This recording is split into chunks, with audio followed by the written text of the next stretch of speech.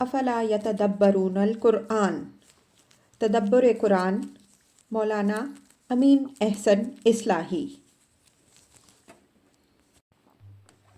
سورہ القمر، آگے آیات 43 تا 55 کا مضمون۔ آگے خاتمہ سورہ کی آیات ہیں۔ قریش کے لیڈروں کو براہ راست خطاب کر کے ان کو متنبع فرمایا ہے کہ رسولوں اور ان کی قوموں کی جو تاریخ تمہیں سنائی گئی ہے اسی کے آئینے میں اپنا حشر بھی دیکھ لو۔ پچھلے رسولوں کی تکذیب کرنے والوں کا جو انجام ہو چکا ہے، آخر تمہیں کیا سرخاب کے پر لگے ہوئے ہیں کہ تمہارے سامنے وہ انجام نہیں آئے گا۔ تم بھی انہی کی طرح اس دنیا میں بھی ذلیل و خوار ہوگے اور آخرت میں جو کچھ پیش آنے والا ہے وہ اس سے کہیں زیادہ سخت ہوگا۔ آخر میں بالاجمال اس صلہ کا بھی ذکر ہے جو اللہ تعالیٰ سے ڈرنے والوں کو ملنے والا ہے۔ آیات کی تلاوت فرمائیے۔ اعوذ باللہ من الشیطان الرجیم، بسم اللہ الرحمن الرحیم۔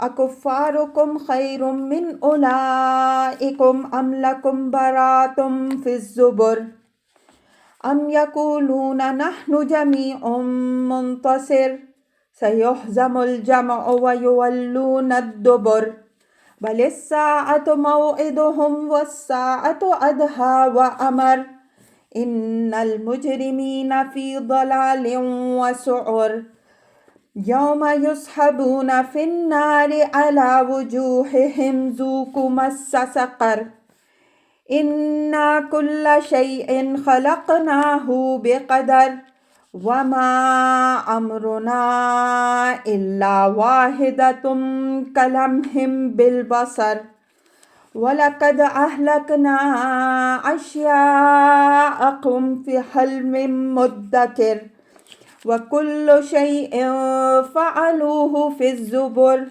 وَكُلُّ صَغِيرٍ وَكَبِيرٍ مُسْتَطَرٍ إِنَّ الْمُتَّقِينَ فِي جَنَّاتٍ وَنَهَرٍ فِي مَقْعَدِ صِدْقٍ عِندَ مَلِيكٍ مُقْتَدِرٍ۔ ترجمہ: کیا تمہاری قوم کے کفار ان قوموں کے کفار سے کچھ بہتر ہیں، یا تمہارے لیے آسمانی صحیفوں میں برات نامہ لکھا ہوا ہے؟ کیا ان کا زعم ہے کہ ہم مقابلہ کی قوت رکھنے والی جمعیت ہیں؟ یاد رکھیں کہ ان کی جمعیت عنقریب شکست کھائے گی اور یہ پیٹ پھیر کر بھاگیں گے، بلکہ ان سے جو وعدہ ہے اس کے پورے ہونے کا اصلی وقت تو قیامت کا دن ہے، اور قیامت کا دن بڑا ہی سخت اور بڑا ہی کڑوا ہوگا۔ بے شک مجرمین گمراہی میں ہیں اور دوزخ میں پڑیں گے۔ اس دن کو یاد رکھیں جب یہ اپنے چہروں کے بل گھسیٹے جائیں گے۔ چکھو مزہ دوزخ کی لپٹ کا۔ ہم نے ہر چیز ایک اندازے کے ساتھ پیدا کی اور ہمارا حکم تو بس بیک دفعہ پلک جھپکنے کی طرح پورا ہوگا۔ اور ہم نے تمہارے ہم مشربوں کو ہلاک کر چھوڑا تو ہے کوئی ان کے انجام سے عبرت حاصل کرنے والا ہے؟ اور جو کچھ انہوں نے کیا ہے سب رجسٹروں میں درج ہے، اور ہر چھوٹی بڑی بات ان میں مرقوم ہے۔ بے شک خدا سے ڈرتے رہنے والے باغوں اور نہروں کے عیش میں ہوں گے، ایک پائیدار مقام عزت میں، ایک مقتدر بادشاہ کے پاس۔ الفاظ کی تحقیق اور آیات کی وضاحت۔ اکفارکم خیر من اولئکم ام لکم براۃ فی الزبر، یہ قریش کو خطاب ہے جن سے اوپر سے بحث چلی آ رہی ہے۔ ان کو براہ راست خطاب کر کے فرمایا کہ رسولوں کے انذار کی تکذیب کرنے والوں کا جو انجام ہوا اس کی تفصیل تم نے سن لی۔ اب بتاؤ کہ انہی کی روش جب تم نے اختیار کی ہے تو آخر اللہ تعالیٰ تمہارے ساتھ اس سے مختلف معاملہ کیوں کرے گا؟ کیا تمہاری قوم کے کفار ان سے بہتر ہیں، یا آسمانی صحیفوں میں تمہارے لیے کوئی برات نامہ لکھا ہوا ہے کہ تم جو چاہو کرو، تم سے کوئی پرسش نہیں ہونی ہے؟ اللہ کے عدل کا تقاضا بھی یہی ہے، اور وہ ہر ایک کے ساتھ ایک ہی قانون کے تحت معاملہ کرے گا، اور یہی بات اس نے اپنے صحیفوں میں بھی لکھی ہے۔ تو آخر تم نے اپنے لیے یہ عفو عام کا پروانہ کہاں سے حاصل کر لیا؟ یہی مضمون دوسرے مقام میں یوں ارشاد ہوا ہے۔ ام لکم کتاب فیہ تدرسون، ان لکم فیہ لما تخیرون، القلم 37 تا 38۔ کیا تمہارے پاس کوئی کتاب ہے جس میں سے تم پڑھتے ہو کہ تمہارے لیے اس میں وہی کچھ ہے جو تم چاہو گے؟ ام یقولون نحن جمیع منتصر سیہزم الجمع ویولون الدبر، یعنی اگر ان کو یہ زعم ہے کہ وہ ایک مضبوط جمعیت ہے، کوئی ان کو ان کی جگہ سے ہلا نہیں سکتا، تو یہ زعم بالکل باطل ہے۔ اللہ کے عذاب کے آگے کوئی ٹک نہیں سکتا۔ جن کو اپنی جمعیت و قوت پر ناز ہوتا ہے، وہ جس طرح اپنے حریفوں کی کسی تہدید و وعید کو خاطر میں نہیں لاتے، اسی طرح بلکہ اس سے بھی زیادہ رسولوں کے انذار کو وہ ناقابل التفات سمجھتے ہیں۔ اپنے مادی وسائل و ذرائع پر ان کو اتنا اعتماد ہوتا ہے کہ ان کی سمجھ میں یہ بات کسی طرح نہیں آتی کہ ان کے اوپر عذاب کدھر سے اور کس طرح آ جائے گا۔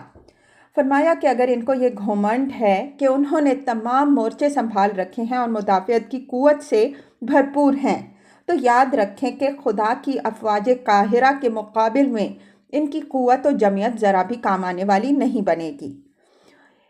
اس وقت ان کی جمعیت شکست کھائے گی اور وہ پیٹ پھیر کر بھاگیں گے۔ بل الساعۃ موعدہم والساعۃ ادھیٰ وامر، یعنی اس ہزیمت و پامالی سے تو وہ اسی دنیا میں عنقریب دو چار ہوں گے، لیکن ان کو جو وعید سنائی جا رہی ہے اس کے ظہور کا اصلی دن قیامت کا دن ہے، جو ان کے لیے بڑا ہی کٹھن اور نہایت ہی کڑوا ہوگا۔ یہ امر یہاں ملحوظ رہے کہ اوپر والی آیت میں اس عذاب و ہزیمت کا ذکر تھا، جس سے رسولوں کے مکذبین کو لازماً اسی دنیا میں سابقہ پیش آتا ہے۔ اس آیت میں اس عذاب کا حوالہ ہے جو اصل روز حساب یعنی قیامت میں ان کے سامنے آئے گا اور جو بڑا ہی کٹھن ہوگا۔ اس کتاب میں جگہ جگہ اس سنت الہی کا حوالہ ہم دے چکے ہیں کہ رسولوں کی تکذیب کرنے والے اس دنیا میں بھی لازماً شکست کھاتے ہیں اور آخرت تو ان کی رسوائی کی جگہ ہے۔ اسی حقیقت کی طرف اس آیت میں اشارہ فرمایا ہے۔ موعد یہاں ظرف کے مفہوم میں ہے، یعنی ان کو جو وعید سنائی جا رہی ہے اس کے ظہور کا اصلی وقت یا جگہ۔ ادھا یعنی ایسی مصیبت کا دن ہوگا کہ اس دن کسی کو کچھ سجھائی نہیں دے گا، سب کی سٹی بھول جائے گی۔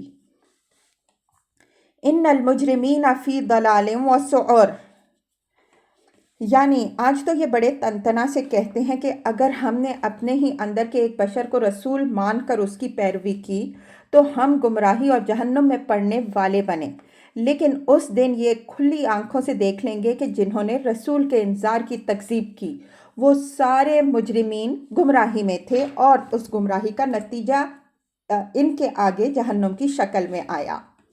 لفظ سعر ہمارے نزدیک، جیسا کہ ہم پیچھے اشارہ کر چکے ہیں، جنون کے معنی میں نہیں بلکہ جہنم ہی کے مفہوم میں ہے۔ اس کی جمع کی صورت میں لانے سے مقصود اس کے مختلف طبقات کی طرف اشارہ ہے۔ لفظ جنت بھی اسی طرح قرآن میں جگہ جگہ جنت کی جمع کی صورت میں آیا ہے۔ یوم یسحبون فی النار علی وجوہہم ذوقوا مس سقر، اس دن ان مجرمین کو جس ذلت سے سابقہ پیش آئے گا یہ اس کی یاد دہانی ہے۔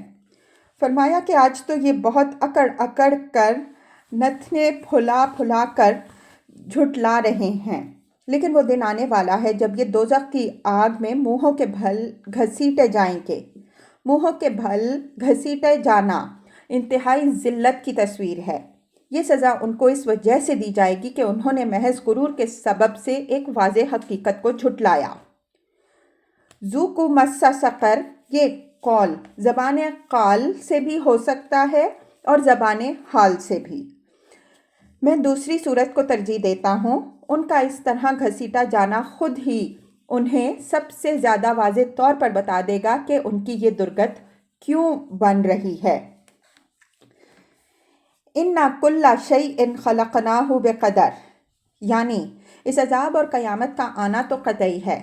رہا یہ سوال کہ ان کا آنا قطعی ہے تو وہ آ کیوں نہیں جاتے، تو اس کا جواب یہ ہے کہ اللہ تعالیٰ نے ہر چیز ایک خاص اندازے کے ساتھ پیدا کی ہے۔ اس نے ہر چیز کے لیے ایک اجل معین ٹھہرائی ہے جس میں وہ اس کو مہلت دیتا ہے تاکہ وہ اپنی غایت کو پہنچ جائیں۔ قوموں کے ساتھ بھی اس کا معاملہ اسی اصول پر ہے۔ کوئی قوم سرکشی کی راہ اختیار کرتی ہے تو وہ اس کو فوراً نہیں پکڑ لیتا، بلکہ اس کو اتنی مہلت دیتا ہے کہ وہ اپنی خیر و شر کی تمام صلاحیتیں اجاگر کر سکے تاکہ اس پر حجت تمام ہو جائے اور قیامت کے دن اس کے پاس پیش کرنے کے لیے کوئی عذر باقی نہ رہ جائے۔ یہی معاملہ وہ تمہارے یعنی قریش کے ساتھ بھی کرے گا۔ تمہیں اتنی مہلت دے گا جتنی مہلت اس کے قانون کے مطابق تمہیں ملنی چاہیے تاکہ تم اصلاح کرنی چاہو تو رسول کی ہدایت کے مطابق اصلاح کر لو، اور اگر یہ نہیں تو اپنا پیمانہ اچھی طرح بھر لو تاکہ جب پکڑے جاؤ تو تمہیں یہ شکوہ نہ رہے کہ تمہارے ساتھ جلدی کی گئی۔ اگر مزید مہلت ملتی تو اصلاح یافتہ بن جاتے۔ پس فلاح کی راہ یہ ہے کہ اللہ نے تمہیں جو مہلت بخشی ہے اس سے فائدہ اٹھاؤ۔ عذاب کے لیے جلدی نہ مچاؤ، اس کا وقت مقرر ہے، جب وقت آ جائے گا تو کوئی اس کو روک نہ سکے گا۔ وَمَا أَمْرُنَا إِلَّا وَاحِدَةٌ كَلَمْحٍ بِالْبَصَرِ، یعنی اس غلط فہمی میں نہ رہو کہ عذاب اور قیامت کے لانے کے لیے ہمیں کوئی تیاری کرنی ہے، اس وجہ سے اس کے آنے میں دیر ہو رہی ہے۔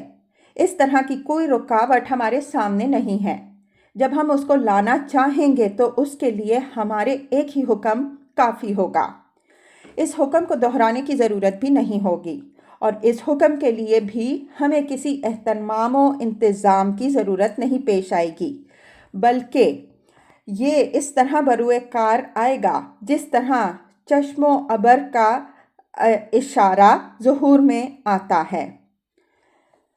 وَلَقَدْ أَهْلَكْنَا أَشْيَاءَكُمْ فَهَلْ مِن مُدَّكِرٍ، یعنی آخر اس عذاب کی تاخیر سے تم اس مغالطہ میں کیوں پڑ گئے کہ یہ محض دھونس ہے؟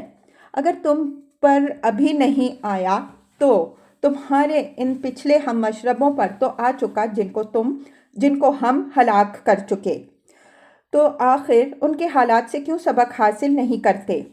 اشیاءکم سے اشارہ ان قوموں کی طرف ہے جن کی سرگزشتیں اوپر سنائی جا چکی ہیں۔ مطلب یہ ہے کہ انسان کے عاقل ہونے کا تقاضا تو یہ ہے کہ وہ دوسروں کے انجام سے سبق حاصل کرے، نہ کہ جب سب کچھ اپنے اوپر گزر جائے تب مانے۔ اس ماننے سے کیا نفع پہنچے گا؟ وَكُلُّ شَيْءٍ فَعَلُوهُ فِي الزُّبُرِ وَكُلُّ صَغِيرٍ وَكَبِيرٍ مُسْتَطَرٌ، یعنی اس مغالطہ میں بھی نہ رہیں کہ اس کا کوئی قول و فعل خدا کے احاطۂ علم سے باہر ہے۔ انہوں نے جو کچھ بھی کیا ہے سب ریکارڈ کے دفتروں میں محفوظ اور ہر چھوٹی بڑی بات نوشتہ ہے۔ اللہ تعالیٰ ہر ایک کے سامنے اس کا سارا کیا دھرا رکھ دے گا اور مجرم اس کو دیکھ کر پکار اٹھیں گے کہ عجیب ہے یہ رجسٹر کہ ہر چھوٹی اور بڑی بات اس نے محفوظ کر لی۔ ان المتقین فی جنات و نہر، مجرمین کے بعد یہ متقین کا ذکر ہے کہ وہ باغوں اور نہروں کے عیش میں ہوں گے۔ متقین یہاں مذکورہ بالا مجرمین یعنی مکذبین جزا و سزا کے بالمقابل ہے۔ اس وجہ سے اس سے مراد وہ لوگ ہوں گے جو اپنے رب کے حضور پیشی اور جزا و سزا سے برابر ڈرتے رہے۔ لفظ جنت کا جمع ہونا جنت کی وسعت اطراف کی طرف بھی اشارہ کر رہا ہے، اور اس سے یہ بات بھی نکلتی ہے کہ ہر شخص کو کئی باغ ملیں گے اور ان کے اندر بھی بہت سے الگ الگ باغ اور باغیچے ہوں گے۔ اگلی سورہ میں اس کی وضاحت آئے گی۔ فی کے بعد ایک مضاف عربیت کے معروف اسلوب کے مطابق محذوف ہے، یعنی وہ باغوں اور نہروں کے عیش میں گھرے ہوئے ہوں گے۔ باغ اور نہر دونوں لازم و ملزوم کی حیثیت رکھتے ہیں، بغیر نہر کے باغ کا تصور نہیں کیا جا سکتا۔ قرآن میں جنت کے ساتھ نہر کا ذکر اسی وجہ سے تقریباً ہر جگہ آیا ہے۔ فی مقعد صدق عند ملیک مقتدر، یہ ان متقیوں کی اصل سرفرازی کا بیان ہے کہ جنت کا یہ عیش جاوداں ان کو ایک پائیدار عزت والی پائیگاہ میں عظیم قدرت والے بادشاہ کے قرب میں حاصل ہوگا۔ اللہ تعالیٰ کا یہ قرب ہی ہے جو جنت کو جنت بناتا ہے، ورنہ اس کی حیثیت ایک باغ سے زیادہ نہیں ہے۔ مقعد کی اضافت صدق کی طرف، اس کی عزت، پائیداری اور ابدیت کی طرف اشارہ کر رہی ہے، جس طرح لسان صدق کی ترکیب میں یہ تمام مفہوم پائے جاتے ہیں۔ مطلب یہ ہے کہ اس دربار عظیم کے درباری ہونے کا جو شرف ان کو حاصل ہوگا، نہ اس کی عزت بناوٹی اور نمائشی ہوگی، نہ چند روزہ کہ آج ہے اور کل کرسی چھن جائے گی تو کوئی بھی پوچھنے والا نہ رہے گا۔ ان دا ملیک مقتدر، ملیک میں ملک کے بالمقابل زیادہ زور ہے، اس کے ساتھ مقتدر کی صفت اس کو مزید زوردار بنانے کے لیے ہے۔ مطلب یہ ہے کہ زمین و آسمان کا بادشاہ محض نام کا بادشاہ نہیں ہے، جیسا کہ مشرکوں اور ان گمراہ فرقوں نے مانا ہے جو خدا کو ہر چیز سے بالا محض ایک وجود معطل قرار دیتے ہیں، بلکہ وہ ہماگیر اقتدار رکھنے والا ہے۔ لفظ عندہ سے ایک اور حقیقت بھی سامنے آتی ہے کہ انسان کو بلند سے بلند رتبہ بھی جو حاصل ہوگا وہ صرف یہ ہے کہ وہ بادشاہ حقیقی کے قرب میں عزت کی جگہ پائے گا۔ یہ نہیں ہوگا کہ وہ خدا میں ضم ہو کر خود خدا بن جائے گا، جیسا کہ باطنی صوفیوں نے دعویٰ کیا ہے۔ رب کریم کے فضل سے ان سطور پر اس سورہ کی تفسیر تمام ہوئی۔ فالحمدللہ علی ذالک۔ رحمان آباد، 11 اگست 1977 عیسوی، 25 شعبان 1397 ہجری۔